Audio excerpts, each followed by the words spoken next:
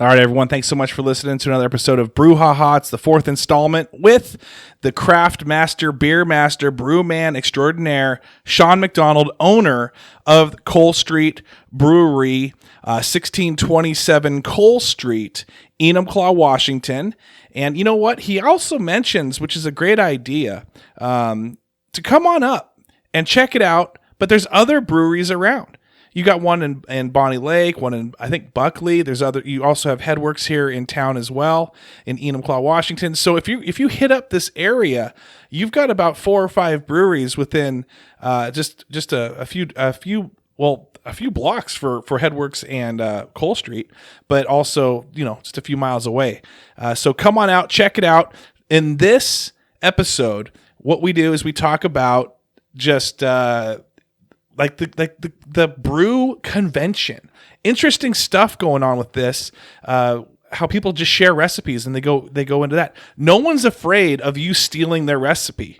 If you're a craftsman, a craft brewer, you're not afraid because and actually, you know what? I'm not going to give the spoilers on this. Very interesting from what Sean said about the reason for that. We also cut it up. We talk about another survival story, a little bear hunting action extraordinaire, and then also I try to do my best to keep up with this guy because I just sit back and I just listen to his stories and I just fall right into it. It's like a trance. Anyway, check out Cole Street Brewery and go take yourself in a photo there. You get $1 off your drinks. You also get 15% off any growlers or crowlers. Check it out. So anyway, thanks for listening. Have a great day and take care.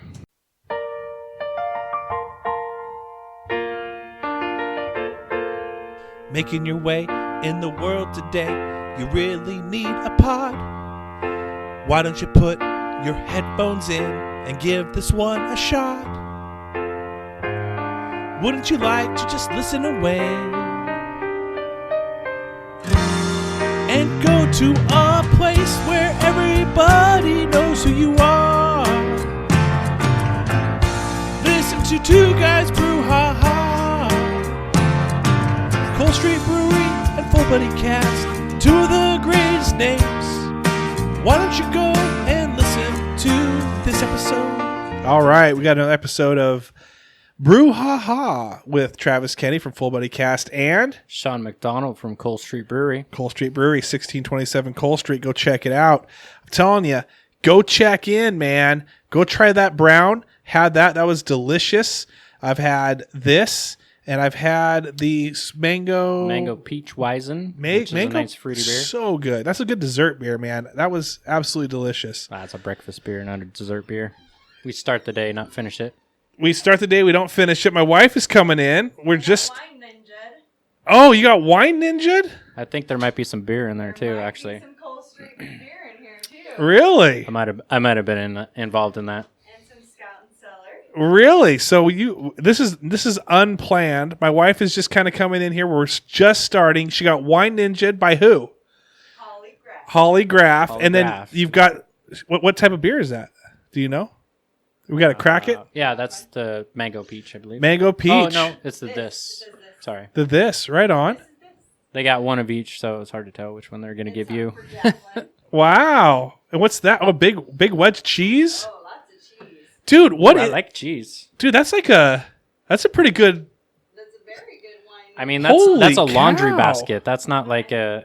Was I just complaining that we don't have enough laundry baskets? She was actually yesterday.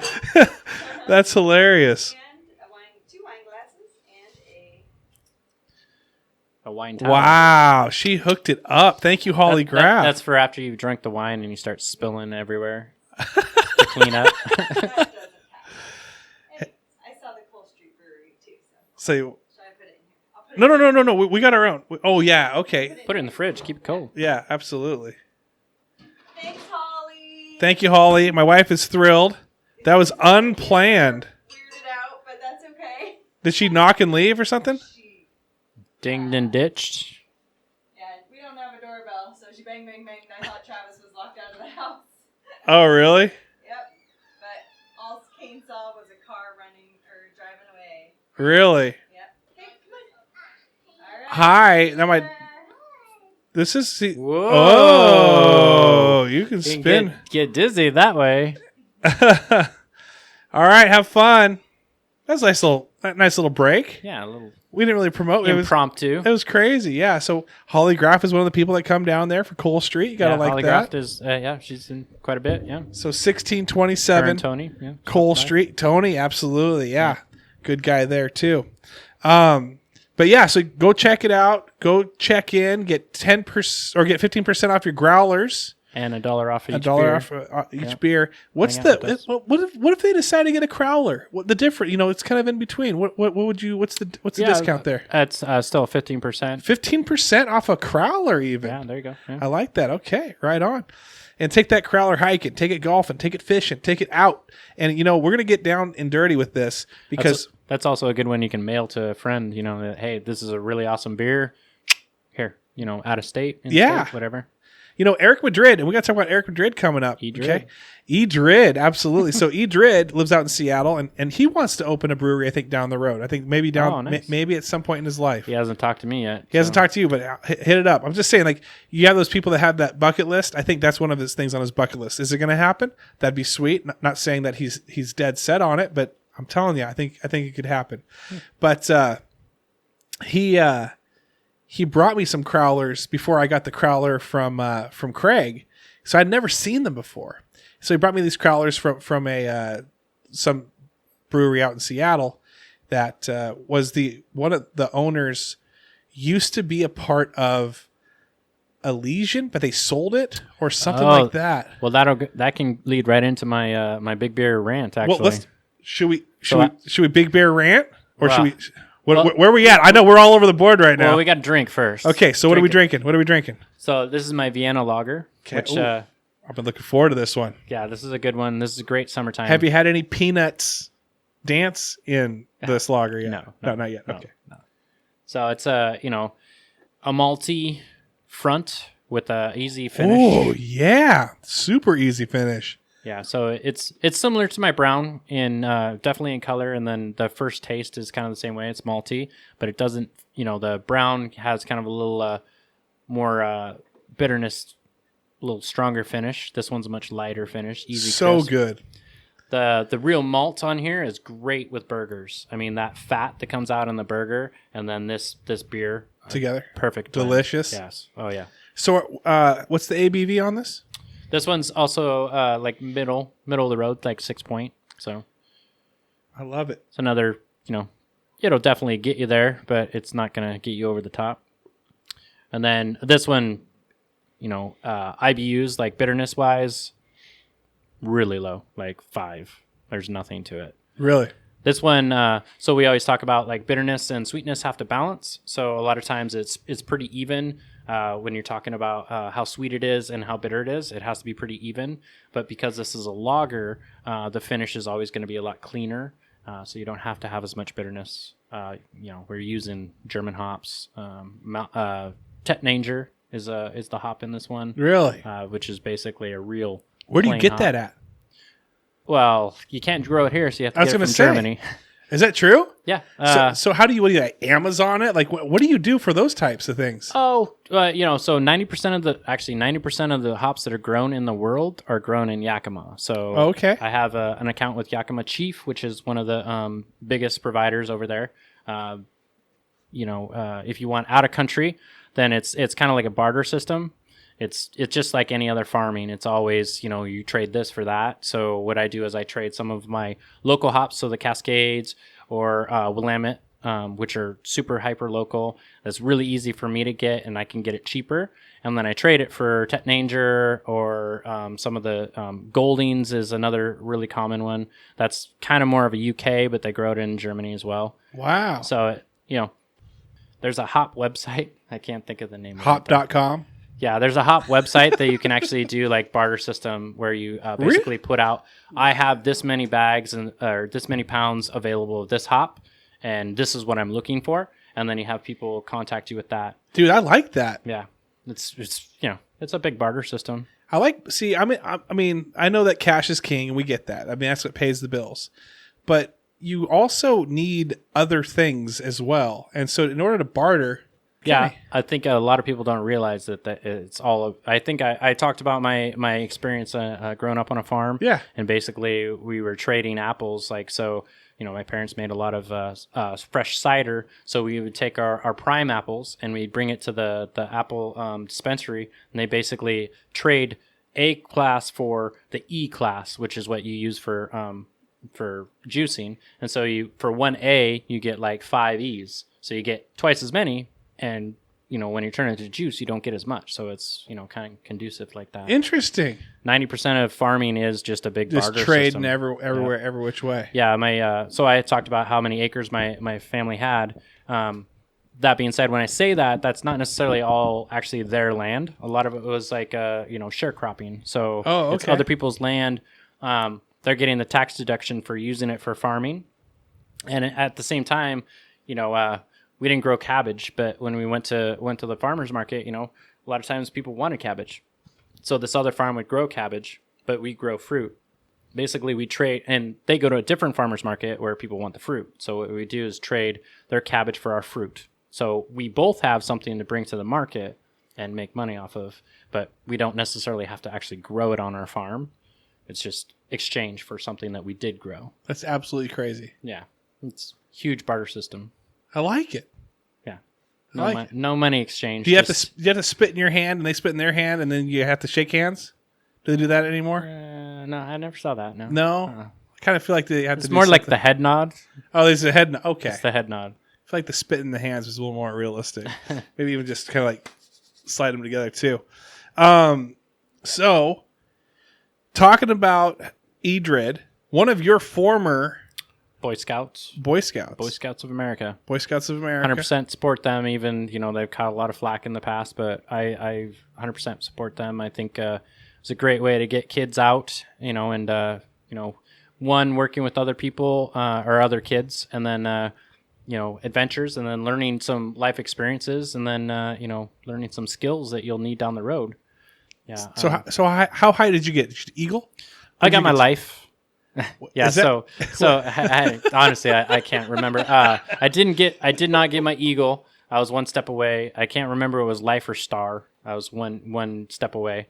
But I just like to say I got my life because that was the cool thing. It's one of the last steps. Okay. You get this badge that's a heart and it's your life. Yeah. Yeah. I did not get my eagle though. Unfortunately, I aged out. Oh, okay. I got too busy. 27 and a half is just too old, is what they're saying. It's like 18, I think. Oh, okay. And at the time, I was working multiple jobs and, paying rent. Yeah. I loved how you're paying rent. I when I was re-listening to that episode, you're like, listen, well, I know that all I need to do is bring this much to the table, but chores, they could go on forever. Yep. And so at least I have control of this aspect. I am paying rent. Yeah. And that worked for a while until I got so high. I think when I was 16, I was paying like $400 or $450, somewhere around there. And at the time, I'm like, and I still have your rules, your curfew. If I go and move in with this guy, and I give him $300, I can have my own rules. So I moved out at 16. I got emancipated at 17. So yeah, but then at 17, then I started going, well, I don't really want to live in this. That's a whole another long line of flop story where we got plenty of podcasting down the road. Yeah, the flop house was a lot of fun. I have a lot of stories from there. Yeah. Great experience. All the young stuff, especially young, still in high school, and we had our own house. We had there's 3 of us that started there. We rented the house, but then it ended up like 9 people lived there, give or take, and then. On top of that, there's another 15 or 20 that were like always there. Okay. Like you're here all the time. You need to start like bringing food or paying. I have a lot of stories from there. Like I'll trade. I got some Pop-Tarts. You're used to the trading aspect. You're like, oh yeah. That worked too. The whole. I don't know if I want to mention, but the whole rule of ass, grass, or tail. We may hold off on those stories, but when it comes to so we're talking about Edred, and we're talking about how he brought me beers, and that he brought me beers, and it wasn't called Space Dust; it was called like Galaxy, dirt or something like that. Like it was something. Galaxy something. I want to say it was Galaxy something, but anyway, it tasted very similar to Space Dust. I can't remember his brewery off the top of my head, but he was one of the ex brewers at Elysian. Yes. So I was going to get into my rant. Here comes the rant. Yeah, here about big brewery and buying out small breweries. So craft beer, obviously, I talked about how they, they're getting the big guy is losing market share from us small guys kind of moving up. So Elysian's was a really great brewery. I kind of thought they were going to get bought out way sooner than they did, because every time you go into like a 7-Eleven or whatever, they were right a handle. Like when you go to the beer fridge and you grab that handle, they're right there at your hand. That is prime spot. Really? And like I talked about on the last podcast, it's all, Budweiser are the ones that turn sideways where you can see the whole entire label. Like that's most likely a bought beer. That's 100% bought beer. Elysian's was the first one to be able to get market share in small convenience stores like a 7-Eleven or Circle K here in Enumclaw. Where you had the side view of it where you could see Elysian's, the whole entire 6-pack, right? And that was prime spot where Budweiser said, nope, we can't have that happen. So they bought out Elysian's. Really?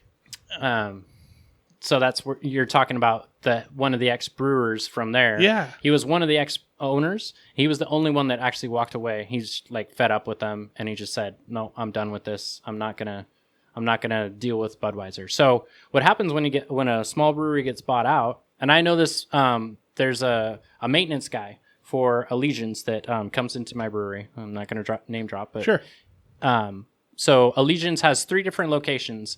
They have the spot right by the stadiums, which is basically just a tap room for the most part.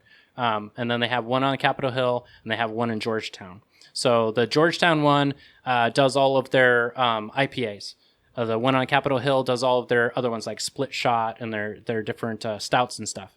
So the first thing that Budweiser does is they come in and they want to automate everything. They go in, you're making great beer, but you're not making enough of it. We need to put this all across the country. So they walk in, and first thing they do is they double the fermenters. So what Big Beer does to stay consistent is they'll have 2 rows of, say, 8 fermenters. The one row is fermented out beer. That's the beer that us craft brewers would put on tap. The other row is like what we call green beer. So it's been brewed, put in there, yeast has been put on it, but it's not done brewing yet. It's not done fermenting yet. It's to speed up the process. So then they have this other centrifuge, which is just a big spinning machine, and they pump from one of those fermenters on the left side and one of those fermenters on the right side, one that's done fermenting and one that's green fermenting, and they blend those together. And then blended together, so the one that's done fermenting will be at like 7% alcohol. Would they take that green beer, it brings it down to 5%. It equals out, but they're blending those 2 together. So it speeds up the process 2 times faster, right? Centrifuges are also super expensive. They clarify the beer quicker. It makes the beer come out faster. That's the first thing that they do. Second thing they do is they modify and more computerize the kegging system. Now, a normal kegging system, say at like Georgetown Brewing, there's an actual physical guy that goes from keg to keg, and he has what's called an octopus. It's a long arm, and he connects it to a keg, and he fills this keg, and then he moves on to the next one, and he fills that keg. There's also a guy on either side that's washing the keg. Like before that guy fills the keg, you wash the keg, and then he puts it on the conveyor belt. There's a guy on the other side that takes it off of that runner and puts it on a pallet, right? So there's 3 guys in that position. What Budweiser will do is they'll walk in and look at an automated machine that it hooks up one time, it cleans that keg in place, and then a COP system, and then it fills it with beer, and then it moves it down to the end and automatically puts it on a pallet, and then they just shrink wrap it together and throw it on a truck. They're done. So it just took away three people, at least 3 people right there. 3 people per shift. Wow. So this whole entire thing, it just narrows down how many people are actually working, and then so the argument that they always throw out is it makes it more, just one system. Boom! It gets the beer out faster. It gets more beer to more people. Does the quality go down? The consistency goes down. The consistency becomes really narrow. It doesn't have that fluctuation that craft beer has, where it has actual quality flavors to it. It's more centrified. So the other thing, they probably charge the same that it was being charged before. Yeah. The other thing that they do is they'll go to that. That's what they did here in Seattle with with those breweries that are decent sized breweries, but they aren't huge. They also once they buy that company, they take that recipe and then they go to their big, huge manufacturing places in like St. Louis or California and the different things, and they own that property. So then they start brewing it. The problem with that is they don't use the same ingredients, the hops. Like a lot of times you can't get those, Yakima hops that we could get here in Seattle because they're using 5 times as much, right? And so what happens is they're like, well, this hop is similar to that. So then they throw it in there. So that's what throws off the consistency. It's not, somebody that's drinking it in Iowa should be enjoying an Elysian beer, a Space Dust. They should know what a Space Dust tastes like. But instead, they know what a St. Louis Space Dust tastes like. So they all taste a little different. They all taste a little bit different. Interesting. Every time. So that's why the brewing industry is such an open industry. Like I go to a brew festival and I go, oh, yeah, that's a really good IPA. Can I get that recipe? They'll scratch it down and give it to you. Every time you take a recipe and brew it on your system, while it's similar, it's the same recipe. It's different because everybody's water system is different. Everybody's brewing system is different. So I talked in our last podcast, the different barometer in my brewery, that changes how that beer is going to boil down, and that changes the flavor. Every little aspect changes the flavor. That's where no brewer is ever afraid to just give away their recipe. If you want my recipe for any of my beers, I am wide open. You can have it. You can go run with it. Your system is way different than mine. Even in Enumclaw, you're using the same water that I'm using, but you're using it on a different system, whether it's a 5-gallon system, a 100-gallon system. It doesn't matter. It's going to be different. Just everything about it, every aspect is going to change, just that element, just a little bit. And that's why when Budweiser buys something out, they just ruin it. They just completely ruin it. It's not how it is supposed to be. So when you get to these brew fests with all these different owners and different craftsmen, and is that what you call them, craftsmen? What do you call people that are craft brewers? Yeah, craft brewers. Yeah. Do you have people from various backgrounds? Some farming, some business, some whatever. Yeah, that's a funny thing that this thing that us beer geeks kind of have. When you walk into a brewery and you look around and you see that their swag or like their brewery is really nice, you go, oh shit, the beer's going to suffer. When you walk into a place that's like just a warehouse and there's not a lot of swag, there's not a lot of pretty walls, you go, this is the place where there's going to be good beer. Because it's all about the beer. The beer is the most important thing. Now, that being said, my tap room is really nice. I have good swag.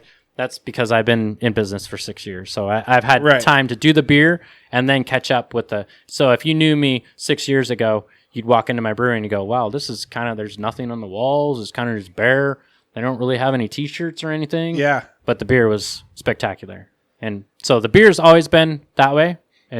I've started catching up with all the other things like doing events and doing, t-shirts and that sort of thing. Hey, I'm the same way when it comes to podcasting. It's like before it was just a laptop and a mic, and then it was on a living room, in a living room.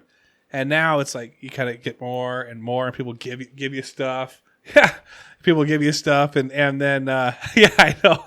I realize I got a Bud Light neon sign in here. He even has it on. Such a waste of energy right there. And the great thing is, it is facing Sean. Like it's not even facing me. I forgot to even have it on. You didn't see me staring at it every time I start ranting about Budweiser.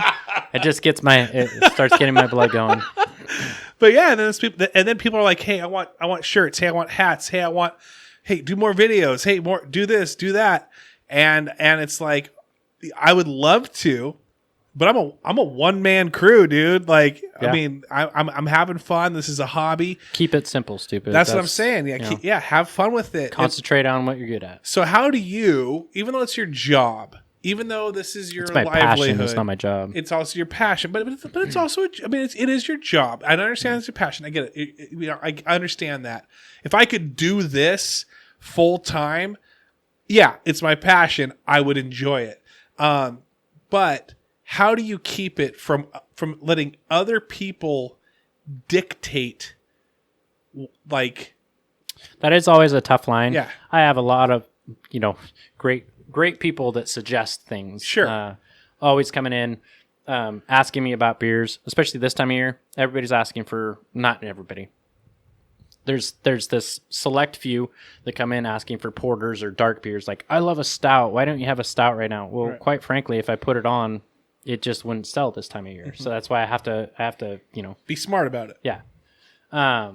Yeah, and that being said, there's always those people that are always going to have the great ideas. Right. I am all about, if you would like to start a brewery, right, go ahead. I mean, I am behind you. I will support you. I will even help you. I mean, Headworks came into town. We were very supportive of Headworks. We sat down with them and said, hey, these are the clip notes. This is what we had to do with the city, what we had to do with the state, kind of figured it out. Like, this is what we did. So here you go. Take these cliff notes and go run with it. Yeah. And they did their own thing. They're in our own town. I 100%. I don't know if you follow me on Facebook. I go in there. I'm a little lacking right now, but I try and go in there at least every 2 weeks or so. It's been COVID-19-ville too. Yeah, it's yeah. Yeah. So they're in my town. Just having another brewery in my town actually helps me. It does. It brings people in. It puts us on the map, right? Like what it was before is you look at the map and you saw Elkhead over in Buckley, right? 100%. Rich Durdick, great guy. I've talked with him many times, even before I started a brewery. There's Rich over there in Buckley, and then there's me in Enumclaw, know? So somebody from Seattle looks at this map and they go, oh, what are we going to... Well, there's only 2 out there. But then Lumber House popped up in Black Diamond, Headworks popped up in Enumclaw, Lost Woods popped up in Bonnie Lake, down the hill, Off Camber popped up in Sumner. So somebody from Seattle goes, or somebody from Renton goes, hey, let's just do this little beer tour. We'll go Black Diamond, then we'll go 2 in Enumclaw, then we'll go 1 in Buckley, then we'll go 1 in Sumner, or 1 in Bonnie Lake, 1 in Sumner, and then get back on 167, fly up, hit 18, back in Renton. You know? It's a nice little loop, Do it, guys. And that's not even talking about all the stuff that's down in Auburn. You can hit Half Lion off of 167, all that. So another brewery coming in town, everybody's like, oh, that's your competition. No, that's my friend. That's that's another craft brewer. Like being able to sit down and have beers with another craft brewer. Right. And so when you're trading, when you're sitting there, and this is kind of where I was going through with the craftsman, the brewsman. What did you call it? A craft beer. There we go. Craft guys. Craft brewers. Sure. There we go. Craft brewers. The CBs. When you guys trade, are some people, like if you're playing poker, are some people holding cards? Sure. Or are other people like... There's definitely people that came from other trades or other other and aspects. They think it's an angle. You're just trying to get their stuff. Oh, what's going on? But you can tell the people that have been in the trade for a long time. I go to GABF, Great American Beer Festival down in Colorado. It's once a year. It's in October. And there are people there literally, I've read their book. They have like 4 books. I've read their book. And they'll walk up to me and because I'm a craft brewer, have a conversation just like we've known each other forever. Or like we're like, no big deal. Like to me, I'm like, you're kind of my idol. And then you're just talking to me like I'm a normal person. Yeah. Have anyone come off, have you met any, they say don't meet your idols. Have you ever met any that you have met that kind of like were like... In the craft beer? No. I've been good. Sweet. Every single one. I love to talk about this. So I go to GABF, which is in the fall. But then in February, there's a Pliny the Younger release, which is in Santa Rosa, California at... Russian River Brewery. It's only available for 2 weeks out of the year, the first 2 weeks of February. So it's actually a pilgrimage to go down there and do it, right? And when you stand in line, you're standing in line with people that are there for the beer. It's amazing. It's, everybody's a beer thing. The thing that just blows my mind. So Pliny the Younger and Pliny the Elder have been in the top 20 beers in the world, right? So this is talking every beer that's ever been made. They've been in the top 20 for at least the last 25 years. And the 2 owners of that brewery, Natalie and Vinny, I can't say their last name, Severo or whatever. Okay. They will come out individually too, not together, just individually. And they walk down that line and they stop at every group and say, hey, thank you. Thank you for being here. It's like a huge pride thing there. Wow. Like, I can't believe, like, I'm here for the beer. You don't have to do that. But you coming out there and doing that, mind-blowing. Yeah. Still do it every year. Every year. Wow. Yeah. They appreciate the fact that you're coming to try their beer, even though we're there for the beer. Like, I mean... You think Budweiser does that? Fuck, no. No, they don't. Nope. Nope. They don't. They just sell it and, forget about it. Yeah. They don't appreciate their fans, Yeah. Big difference between craft beer and big-time beer. Nice, dude. Well, I'm loving this. I guys, here's the tough thing for me. This is called Brew Haha, and he brings the brew. I kind of bring a little bit of the questions with the jokes, and I'm more just sitting here like, wow, just sipping my beer like this is. Tell me another story, Sean. Like it's good, it's good stuff, man. So we are going to move into the next thing that we promised you guys, which is the Survivor or Survival. Well, we talked about wilderness adventures, and you had questioned my wilderness adventures. So, I mean, little, obviously I grew up on a farm. Okay, fine. You bring the jokes. Yeah. All right. I'll just sit here. You talk about the brew. You tell the jokes, and I'll just sit here and drink my beer because it's good beer. But anyway, yes, you're right. I did say that. So keep going. Yeah. So, I have a lot of wilderness adventures, unlike you. So, yeah, my grandfather was the president of the Sportsman's Club. So, I mean, oh, really? Everything and anything that you can fish or hunt in the state of Washington, at least, I have done it. But yeah, so going into the story, like last episode, we had touched on going into the woods, and then I started going, well, yeah, I've almost died several times. But so this story is all kinds of red flags on it, and in retrospect, I should have done things way differently. So just to put it in perspective, it's August, right? So it's summertime. I get off work, I get home. It's bear season, so right before Labor Day, what does that mean? Bear season, like hunting season? Hunting season. Okay, yeah. all right. So, and I grew up as a hunter, so I'm sure. I'm still a hunter. Right. Nowadays, I don't have as much time. So I was a big bow hunter for a long time, but it's summertime, it's hot. But I kind of I had my bear tag, and I'm like, bear season's open, kind of bored. Let me go up in the woods. I go up, not too high, up above the mill. Hike in. I'm venturing along, and down this trail, there's blackberries all up on a hill. Look up this hill, and I see movement, and I'm like, oh, that's pretty cool. Pull up, looking through the scope, and I see this little hand sticking out, and it's pulling berries to its face. So I'm like, oh, and I can tell it's a bear, and I'm like, oh, there's a big little bear right there. I kind of figure out where his mouth is, so then I can tell where his backbone is. Shoot him. He starts rolling down the hill. I'm like, oh, perfect. You shoot him with what? A rifle.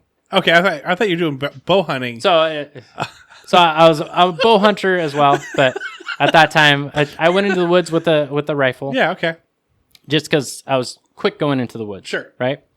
And shoot him. He starts rolling down a hill. I'm like, oh, it's perfect. He's gonna roll right to me. But he comes out of the bushes, and I'm like, oh shoot, he's just a baby bear. He's not very big. I'm like, totally deceived because he's in blackberry brambles on the side of a hill, so you can't tell depth perception. I know that it's an animal. I don't know how big it is. Wasn't that big, so I'm like, damn it. Well, he's done. Pick him up, throw him on my shoulder, haul him out. No big deal. Go home, clean him all up. All my friends are kind of giving me shit like, oh, you need to go back in the woods and get his mom. What are you doing? That's such a baby. Da da da da da. So I'm like, whatever. The next day, I get off work. I get home a little bit later, so I didn't have as much time. And I'm like, well, maybe I should, I already got a bear you can get up to 3 bear a year, just so we're clear. I was going to say, is this like this is totally legal. Oregon Trail where you just hitting the space bar and spinning around, just hitting things? You can get up to 3 bear a season. So I bought my second bear tag. Okay. And now I'm thinking I got 1 bear with a rifle. Maybe we should go into the woods with a bow. I'm like, there's not much time before it's going to get dark. I'm just going to go in, right? So I go in with my rifle again. Going down the same trail, because the same thinking is like, well, there's got to be a bigger bear in this area. Like I had seen plenty of sign, and he wasn't making that. All of a sudden I hear movement up on the hill. I'm just past the area that I was in. I was in short sleeves shirt, and there's all these stinging nettles across the trail, and I'd started to give up. I'm like, I don't want to get all, dinged up. Right. I'm just gonna go home. And then I heard movement. I'm like, oh, that's kind of cool. And then I start looking up the ridge, and then it starts coming down the ridge. I'm like, oh, it's gonna come down. That's perfect. It'll come more in a clearing. I can actually see it. It gets on the same trail that I'm on. It's good 300 yards out. So I'm like, it's on my trail. It's a long ways out there, but I'm like, it's running right at me. That's odd. So I look through the scope a little bit, and I'm like, well, I'm just gonna pull off a shot. It's gonna spook him, and then maybe it'll turn sideways, so I can get a shot. I don't know if you know bear, but bear have a really, really solid head. So like a skull shot, it'll just ricochet off. You can't shoot him in the head. And he's running straight at me, and at fairly full speed, I pull off that shot, and he kicks it into like the extra gear, right? He's starting running even faster. So now I'm like, oh shit, well, he's coming right at me. And I don't know if you know about bear, but they can go pretty fast. Yeah. Like I've been on a highway and a bear's popped out in front of me at night, and I'm doing like 45, 50 miles an hour, and they're pulling away from me. They can go pretty freaking fast, right? Especially on flat ground. I'm on the edge of my seat right now. Right? So he's running at me, and now he's at like 100 yards, right? Still, that's quite a distance, right? But I eject that shell, and then I start thinking to myself, I'm like, well, smart me. I just went in the woods really quick. I didn't bring a sidearm. I don't have a sidearm. Right. And the rifle that I'm using has a scope on it, but it's not a raised scope, so I can't use like iron sights. So I have a scope, and anybody that's hunted with a scope before, like at close range, it's worthless. You can't find the target. Right. You take longer to find the target. So now I have to think to myself like, well, what do I do now? So I waited till he was, a little farther than you and me, but probably, a good 10 feet? 5 feet? Yeah, about 8 feet, give or take 8 feet. And how big is this thing coming at you at 8 feet? He's like 3 times bigger than the one before. Okay. When I dressed him out, after dressed, he was 250 pounds. Oh, well, so spoiler alert. Yeah. Sorry. Yeah, but I thought you died, and I thought I was talking to a ghost now. Yeah, why would it be? But yeah, so I wait till he's about 8 feet, and then I step to the side. I put the gun on my hip, and then I step to the side. Is this like a cartoon where you just kind of and it just kept on going? Well, I stepped to the side, pulled my trigger, and then I ejected the shell as he slid by me on the ground. And then I pointed the gun at him, and then obviously there's some profane language coming out, like, why are you running at me? Like, what is going on here? Right? Smelled you. You're not supposed to be.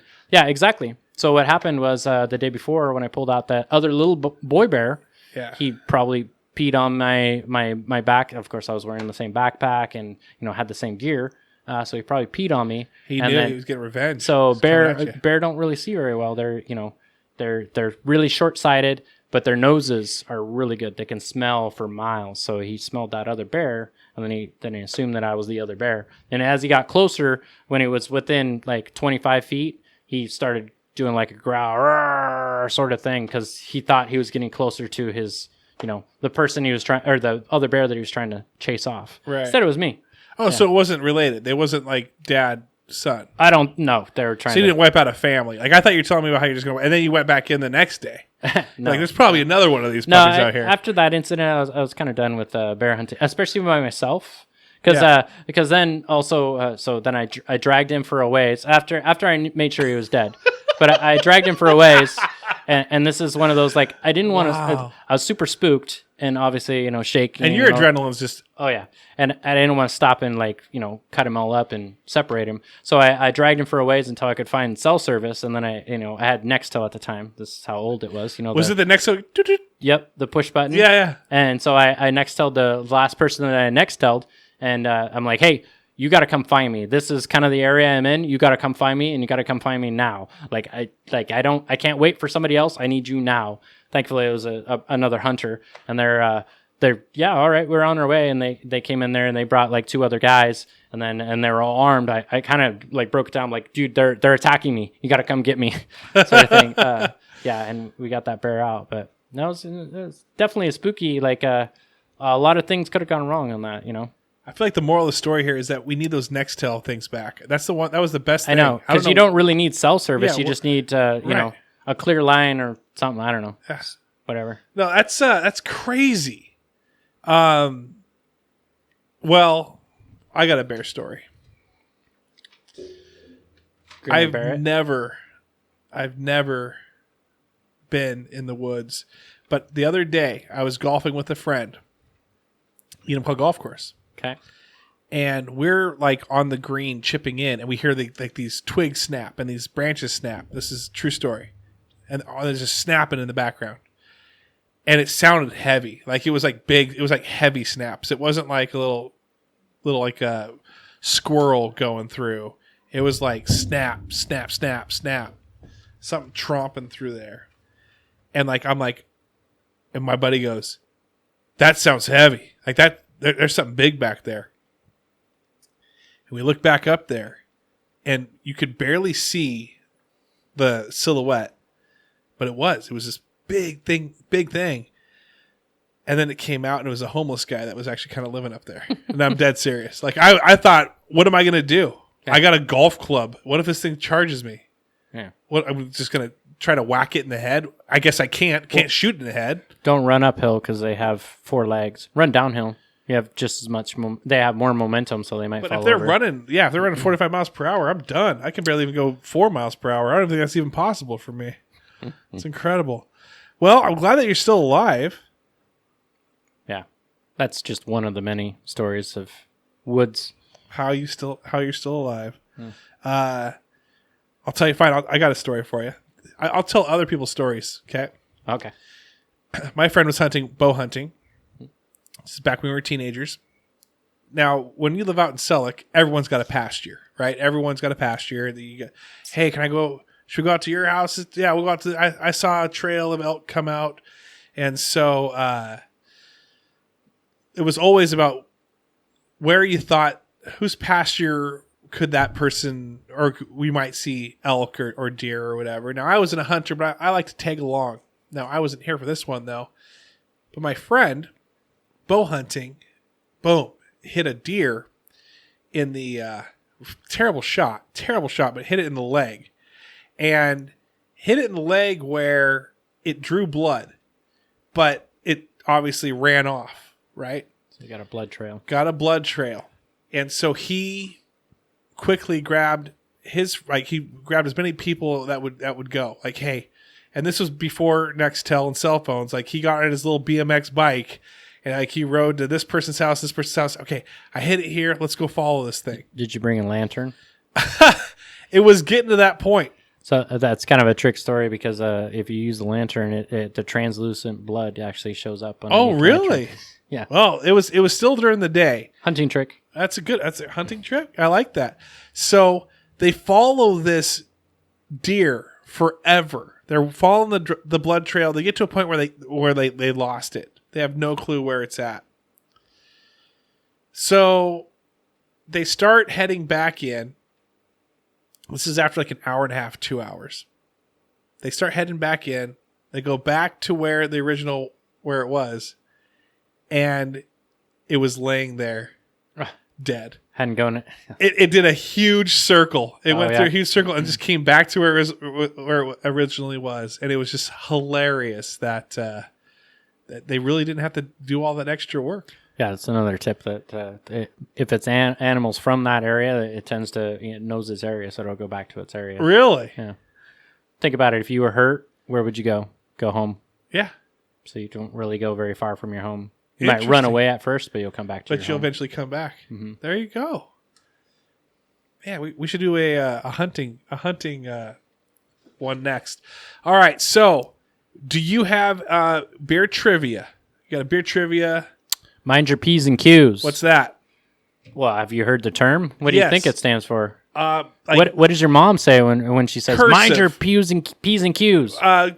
Cursive, like you're gonna be doing it one way, doing it the other way. That's all I know. That's what I was thinking. Well, when my mom yells at me, normally in like a grocery store or something when I was a kid. It's like being respectful. It's like mind your business. Or mind your business. Right. Mind your business. Check your attitude. Yeah, so this is actually like a 1700 English pub term. Okay.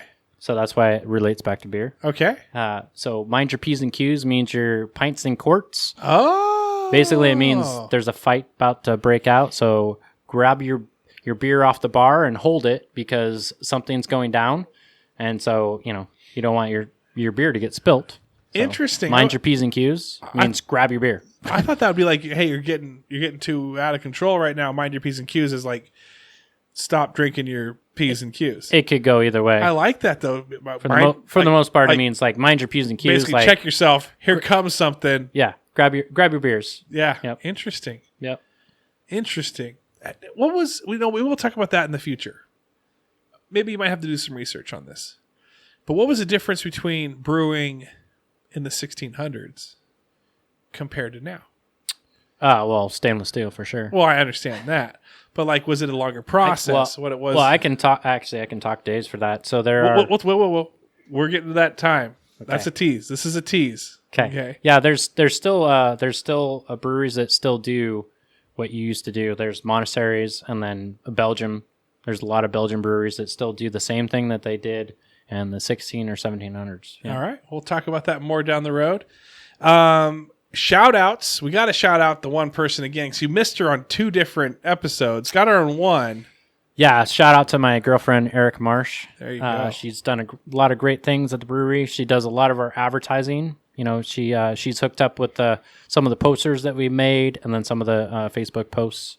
If you're seeing the cool ones, those are definitely from her. All the ones that are semi-lame, those are from me. Now, you also have a model that you have a supermodel, an Enumclaw supermodel. You have to shout out. Oh, absolutely, yeah, Carrie Bentley. I don't know if you've noticed, like some of my ads. There's some new ads coming out for the summer, but she's been my swag model. Yeah, like when those hat ads that I have out there. Yeah. You know, you can't really tell, but it's definitely her. Wow. Yeah. You know, she's done my t-shirts, my sweatshirts, my tank tops, and my hats. Wow. She's a great model, and so shout out to her. Thank you so much for being my swag model. She rocked a full buddy the other day. I put her on Instagram. Yeah. She's a good model. Yeah, she's a great model. She's a great model. Anybody else from this list that you want to shout out? Yeah, so I was going to shout out Mike and Carrie Navarro, because they definitely came in and helped me. Carrie works for the electric company, so like a lighting company and electrical stuff. She helped me with the lights in there. In the Courier Herald building, those lights are killer on the power bill, so I really appreciate her stepping up with that. And then Mike coming in and helping, clean up and building some of the stuff. And then Daniel Egan was another big contributor. When you go in there, you'll see some of the benches that are by the pews. They're kind of like little tables. Yeah. He built all those. He also built my little. I have a poster board where I put all posters on it. It's like a locked-in poster. He did all that. It's amazing. Yeah. I really appreciate him. So I just want to shout out to some people that have helped me in the Courier building with all the different stuff that I do down there. And I want to shout out them, because that building is gorgeous. Go check it out, guys. I'm telling you, plenty of spots there for you to chill. They've got anything you want. You want a well-lit area? You got a well-lit area. You want to do a puzzle? You got a puzzle. You want to do a board game? You got a board game. You want to just sit there and just chat across 2 pews to each other? Absolutely, you can do that. Want a table? Got a table. Want to order some food? You can do anything there. And charge your phone. I do that quite often there, actually. Yeah, we have a couple of charger spots. But I want to quickly shout out those that also have supported Cole Street and Full Buddy Cast. And that is way cool to see Bobby Martinez check that out and check in there. Holly Graff check in there. To see Craig and Carrie Bentley check in there. And then the other day while we were in there, in walks one of the best mullets I've seen in a long time. It was a very solid mullet. I just shaved my mullet off. I couldn't even. I was working on it for almost a year, and it was nowhere near touching as good as his was. And Casey Hansen walks in with his wife Abby Hansen. You can tell they're on a little bit of a date night, and they came on down. And I'm like, hey, I got to get a picture of you guys in front of this thing. Let's tag you guys in, get you a little bit of a deal. And they're like, absolutely, yeah, let's do it. And I'm like, but you got to bust off the hat. And so Casey took off the hat, showed the mullet, looked amazing. Yep. Looked amazing. So anyway, you guys out there that are supporting Cole Street and supporting Full Buddy Cast, we appreciate you. Thank you very much. Come say hi. come talk to us, come ask us questions, or even give us ideas that you would want to hear on the podcast. Say, hey, you know what? You don't have to answer this question right now because I know you got a bunch of people that you got to take care of right now. But talk about this on the next one. We'd want to hear that. What do you want to know about beer? Absolutely. I'm enjoying learning more and more about brewing over here. Absolutely. Yeah, big time. So everyone, thanks for listening, and we'll do our nice little our sign off. Keep it local. Cheers. Keep it loco. Keep it local. Cheers. Cheers.